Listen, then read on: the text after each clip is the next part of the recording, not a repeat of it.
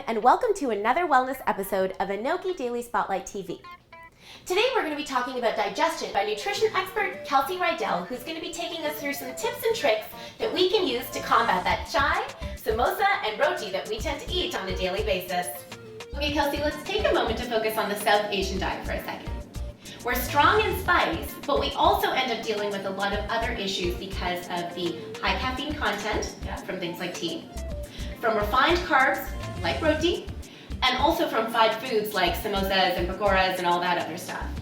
So can you talk to us a little bit about what we can do to combat some of the symptoms that we exhibit from eating those types of foods in the South Asian diet? So you mentioned tea. So a lot of teas are high in caffeine, which wreaks havoc on our digestive system, especially if you're consuming these teas with your meals, which is diluting those digestive juices that you really need to break down those foods.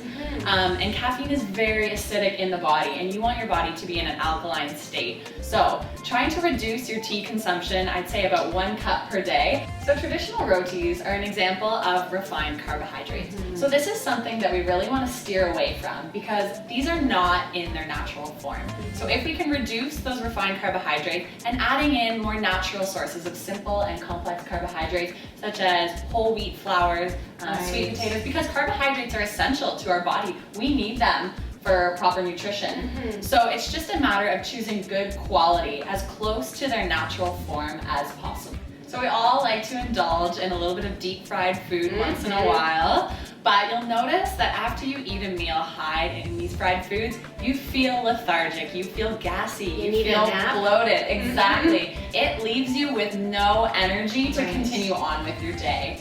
So what we need to do is cut back on our consumption of these high-fat foods so that your body is not stuck processing this for 5-6 hours. So Kelsey, thank you so much for giving us these general suggestions on how to improve our digestion.